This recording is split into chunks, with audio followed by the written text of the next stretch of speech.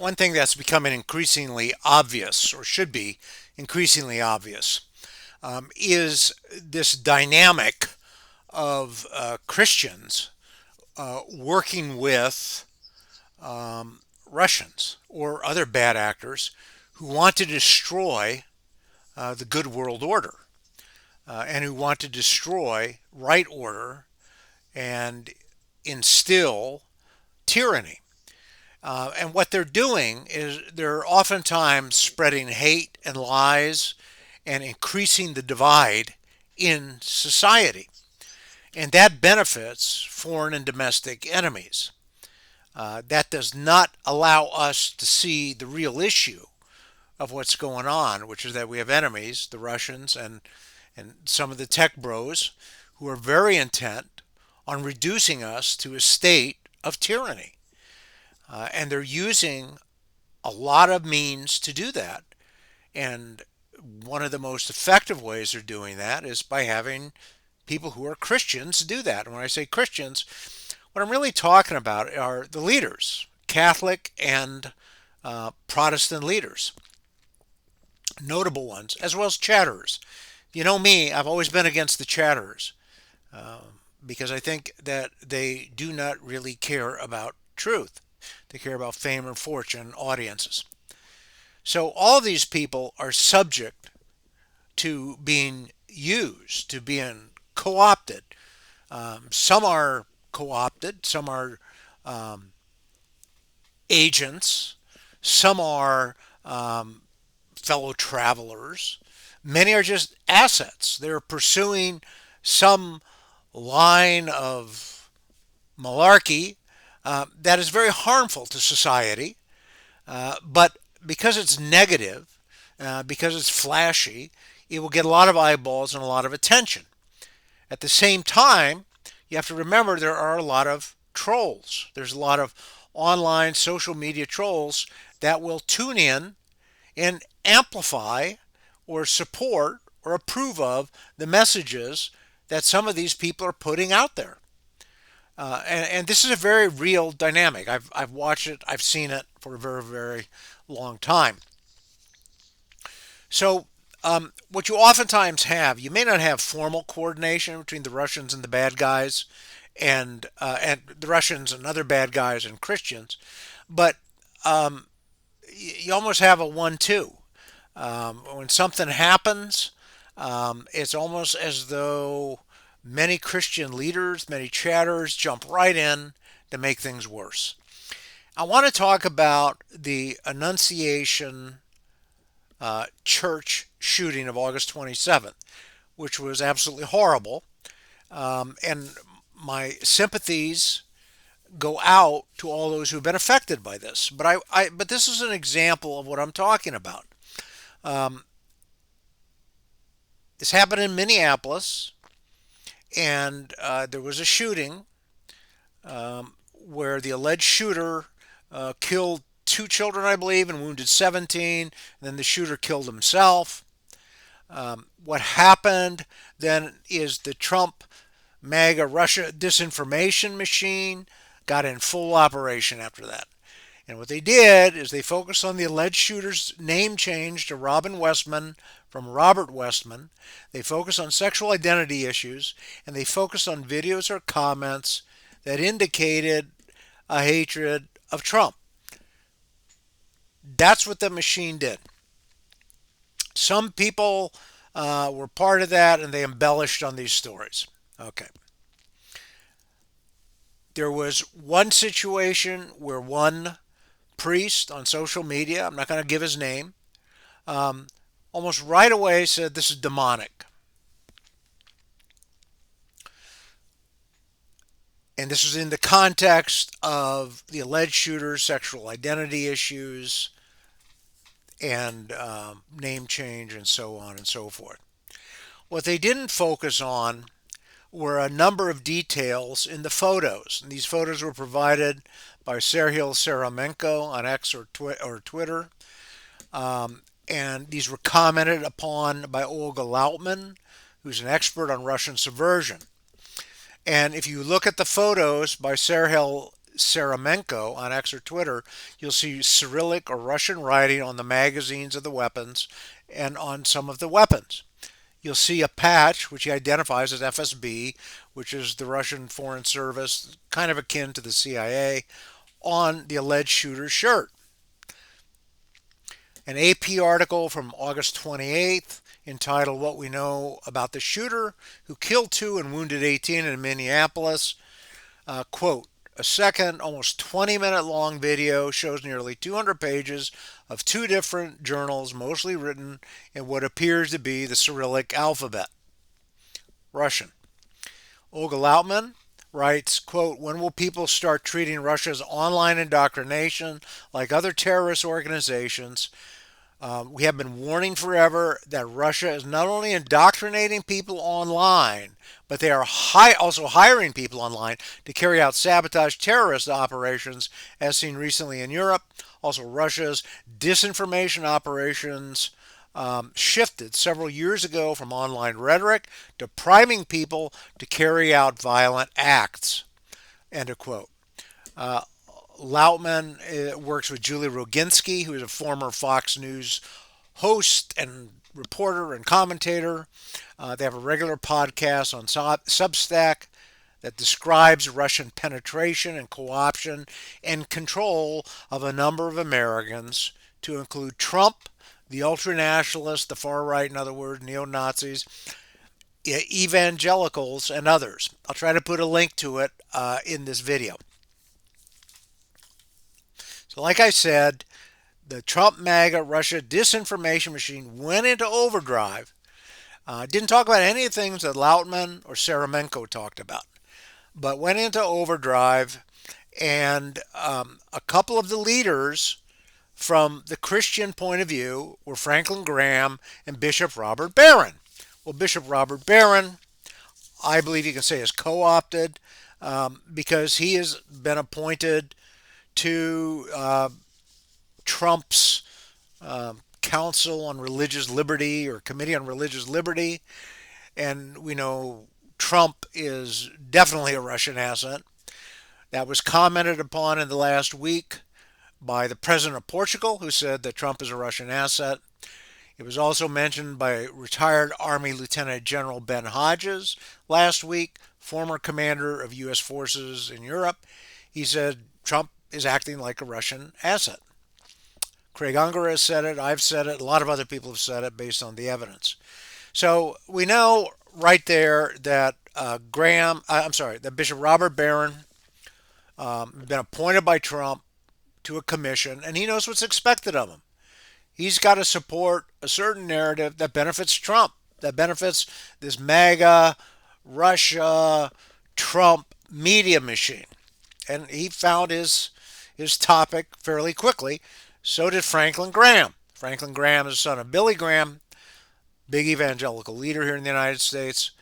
Lautman and Roginski documented in one of their podcasts how Franklin Graham was co-opted by the Russians, how his work on so-called traditional values and family values was something that the Russians, through Malofeev and others, grabbed onto, encouraged, talked to Graham about, and basically co-opted him. All the while the Russians were doing this to get Graham on their side, the Russians were also promoting Russian narratives and also promoting policies that would help Russia, take sanctions off and whatever. This was about 12 to 14 years ago. Now, both of these people appeared on Breitbart or were covered by Breitbart and Fox. They're two big engines of enemies disinformation. But a lot of Catholics have them in the chat rooms and in social media groups. And what these two media outlets do oftentimes is they amplify problems. They amplify dissension. They amplify demoralization. They amplify division. And that's what happened in this case with Franklin Graham and with Bishop Robert Barron.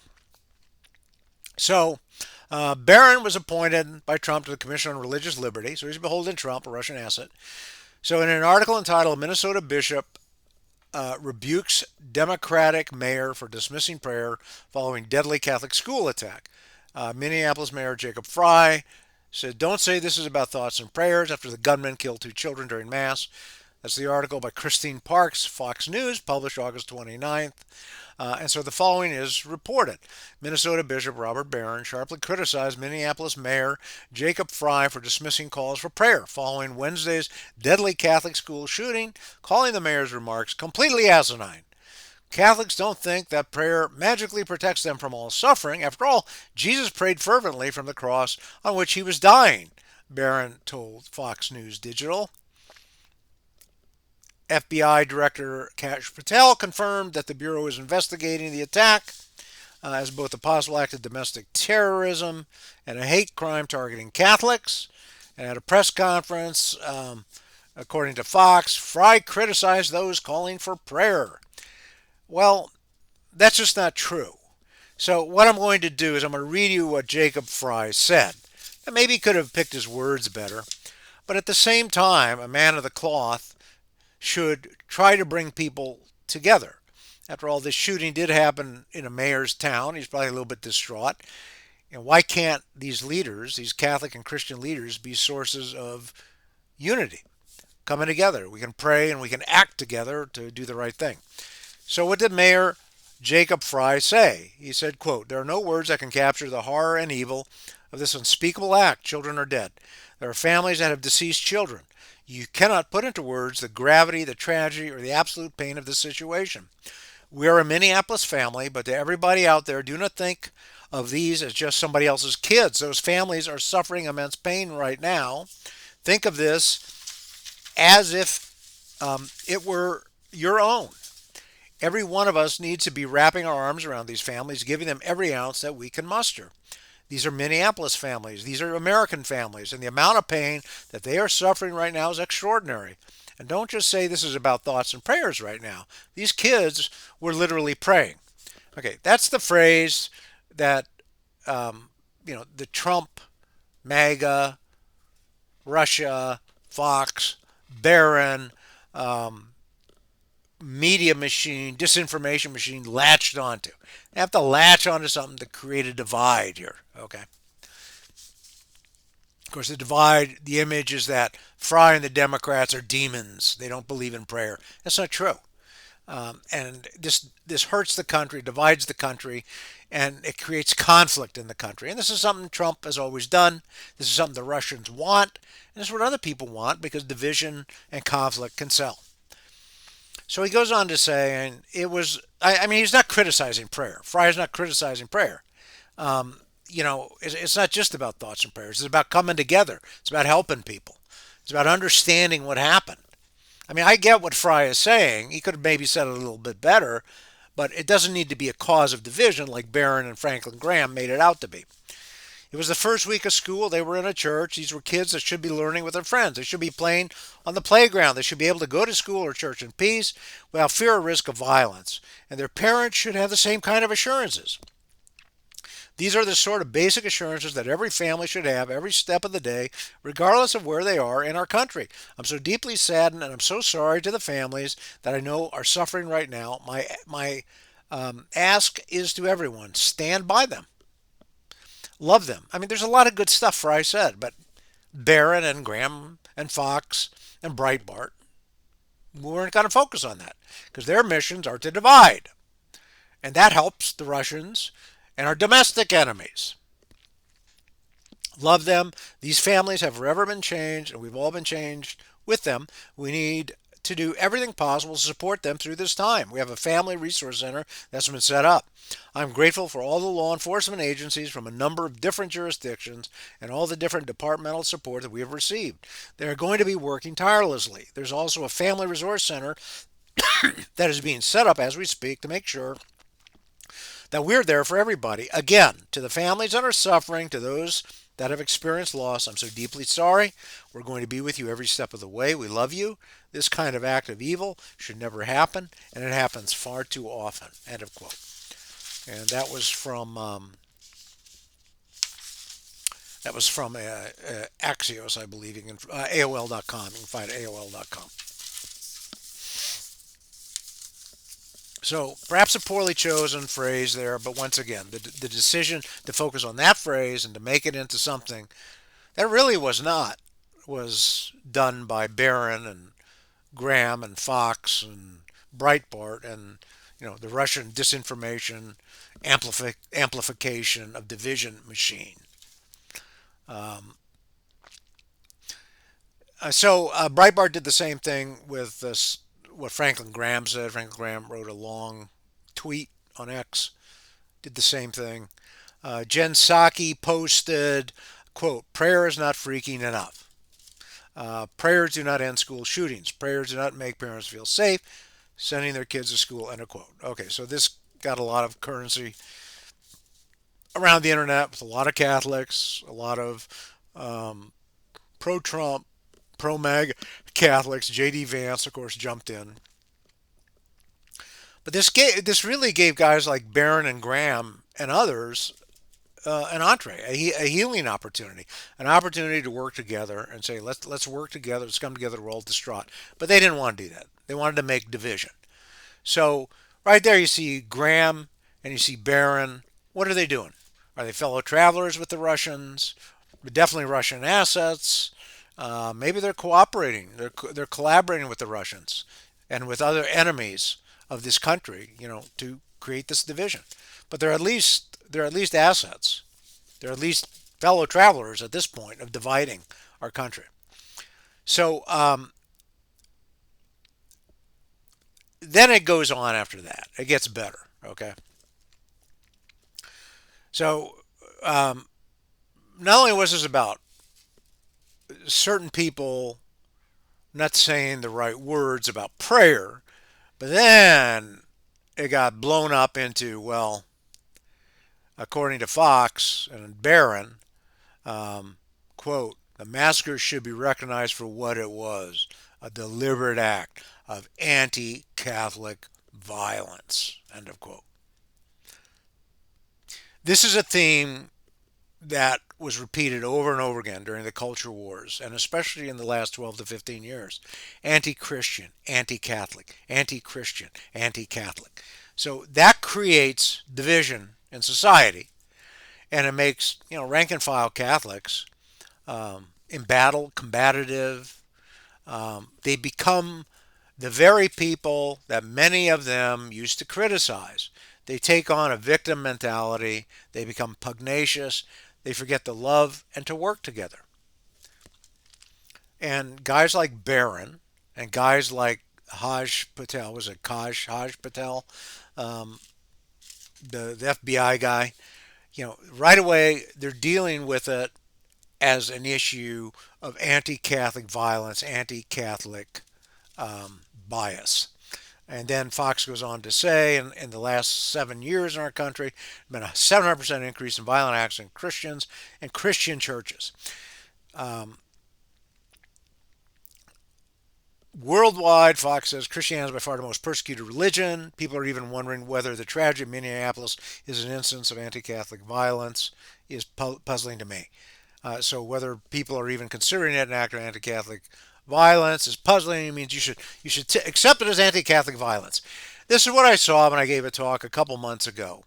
Is I saw one individual stand up, and in response to my talk, which is about the four principles that guide American foreign policy and even American social organization, in response to those four principles, he started talking about how America was responsible for attacking Christian minorities in various countries. So the idea is twofold. Say America's this evil place, and the second is to say, okay, we have to have an identity as Christians that transcends any other identity. This is very nefarious. It's very diabolical. It divides society. It's using religion to divide society.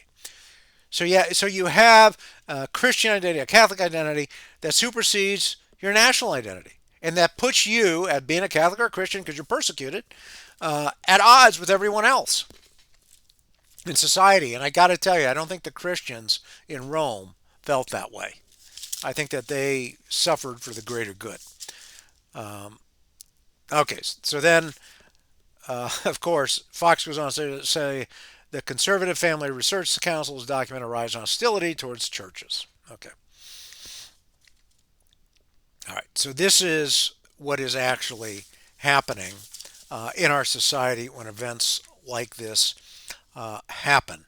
Um, the leaders, the religious leaders, are encouraging division. They're encouraging their religious doctrines over a sense of wanting to work together. What we are seeing, and this is a little bit off point, but what we are seeing is the decline of the belief in the natural law, which really has been a process for a while as you study it. And what happens is natural law are these principles everybody knows, but this gets crowded out by specific religious doctrines of various groups or specific interpretations of the Bible that take precedence over these ideas in the natural law. So then you have the rise of what some people call fundamentalism, which is to say, it's either my way or the highway according to these principles, and that leads to conflict within society. So it was curious to get back more on track here. We're seeing the rise of this identity politics when it comes to religions and to their doctrine. So that it's irreconcilable. So there's always conflict between the different religions. But and instead, people used to accept more the natural law, at least in spirit, to get along and work with each other. So this is what's going on. And what's really was curious was Breitbart realized that, well, there's two ideas here. There's prayer and there's action. And so Breitbart says in one of his articles, and I'm sorry I don't have it written down, that Pope Leo XIV prays for the end of the pandemic of violence. Okay, so they try to put together action and prayer. If you look at what the USCCB said on August 31st, Pope Leo XIV, so I understand it, prayed the Angelus, which is a very specific prayer, and then he gave a talk about how we have to end the pandemic of violence and the proliferation of firearms, I believe. So it was a completely different situation than what Breitbart reported. But Breitbart is not reputable. I mean, in my view, neither is Newsmax, neither is Fox. Okay, that's it for today. Thanks.